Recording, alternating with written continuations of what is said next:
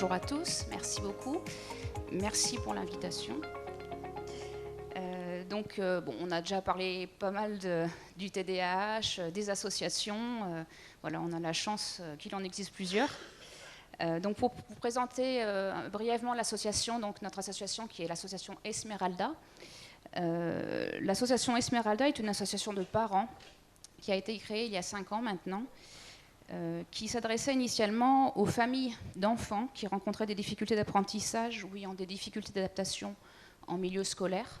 Donc nous on parlait de troubles 10, de TDAH, mais on parlait également du haut potentiel intellectuel, émotionnel, hypersensibilité.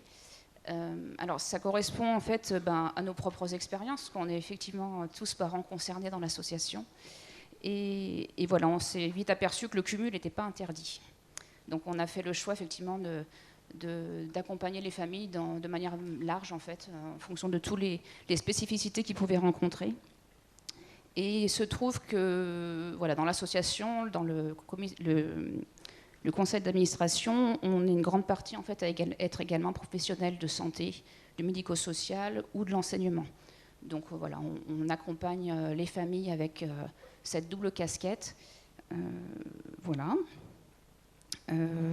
Par cette spécificité du coup de nos professions respectives, on accompagne en fait les familles avec ce qui représente notre force, en tout cas la mise en partenariat, l'accompagnement avec notre réseau. Donc on a eu la chance de pouvoir créer tous ces liens-là et on essaie d'en faire profiter les familles. Donc notre mission principale, elle est toujours d'accompagner les familles pour faciliter leur parcours. Donc ça passe par de l'écoute, beaucoup d'écoute bien sûr, de l'information et de l'orientation. Comme on en a parlé un petit peu tout à l'heure déjà, effectivement c'est le parcours du combattant. Donc on reçoit les familles qui sont souvent un peu perdues, qui ont parfois erré pendant plusieurs années, parfois plusieurs dizaines d'années. Donc on essaie de refaire un petit peu le point avec les familles, de voir tout ce qu'ils ont déjà fait, qu'ils ont déjà rencontré, pour essayer de voir comment est-ce qu'on peut les aider pour faciliter ce parcours. Voilà, donc ça passe par des rendez-vous individuels, des animations, des ateliers. Et puis assez vite, en fait, on a élargi le public, puisqu'on s'est rendu compte qu'un bon nombre de professionnels connaissaient peu ou pas du tout les spécificités neurologiques dont on parlait, ni leurs signes, et surtout pas trop les effets en fait, que ça amène dans la vie quotidienne des enfants et des familles. Donc depuis ce constat, on a proposé également des temps de sensibilisation auprès des écoles, auprès des services, des MDSF. Donc voilà, on est de plus en plus sollicité effectivement par des écoles et des collectivités pour apporter de l'information. De la même manière que pour les parents, des infos sur les différents signes, mais également sur les accompagnements possibles.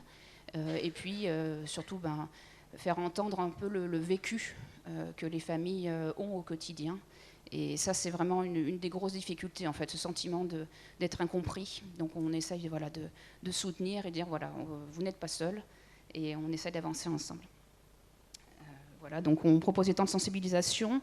On a également créé une conférence qu'on anime avec notre casquette de parents, même si effectivement on est allé chercher des infos via nos professions sur tout ce qui est l'avancée des neurosciences, et voilà, on se base sur des choses quand même concrètes et scientifiques, mais on a essayé d'amener cette conférence et ces infos en fait de manière un peu plus compréhensible pour le commun des mortels, voilà.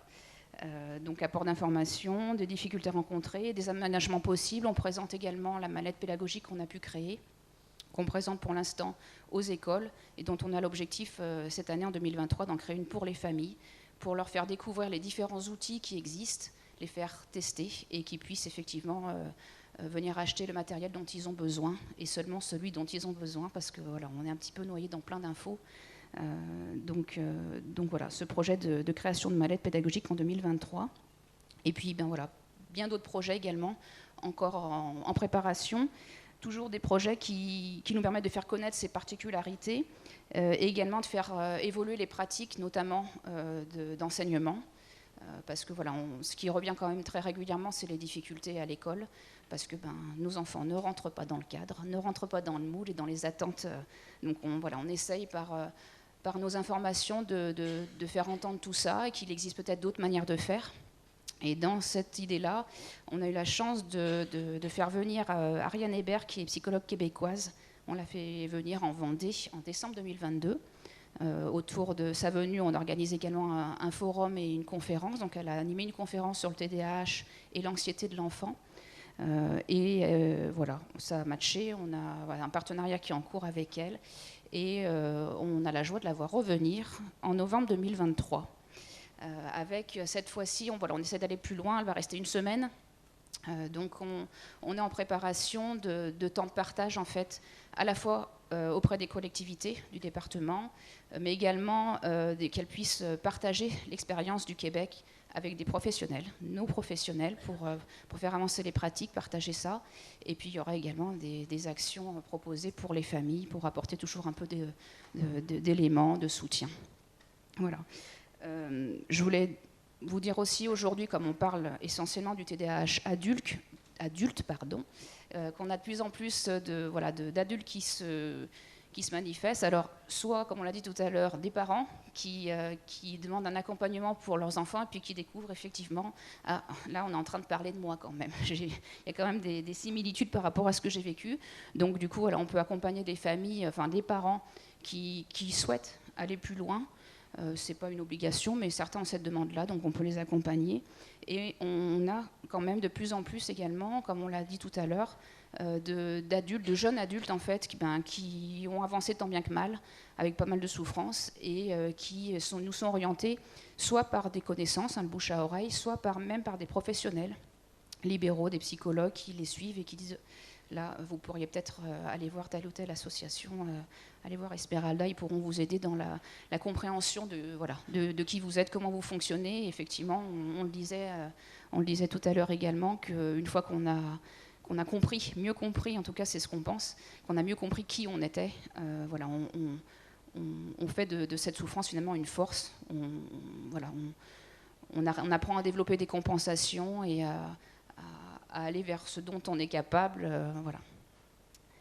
Pour terminer, je voudrais, ça rejoint un petit peu ce que je suis en train de vous dire, je voudrais vous dire simplement que notre action, elle porte sur les difficultés, les troubles d'apprentissage, mais à Esmeralda, on a fait le choix d'en parler positivement. Donc toutes ces difficultés, en fait, nous, on les nomme potentiels particuliers, car ces jeunes, et même les adultes, du coup, rencontrent certes des difficultés, mais ils ont surtout des capacités qui sont mises en veille, masqués par le poids toujours conséquent de leurs difficultés. Et voilà, nous on travaille effectivement à une meilleure prise en compte des besoins des enfants, une déstigmatisation des troubles et des échecs qui sont liés. Et le message qu'on veut vraiment faire passer aux familles qu'on accompagne, c'est une mise en valeur, la nécessité de mettre en valeur leur réussite, une mise en lumière de la capacité de tous les enfants et des adultes du coup qui sont devenus. Voilà, je vous remercie de votre attention.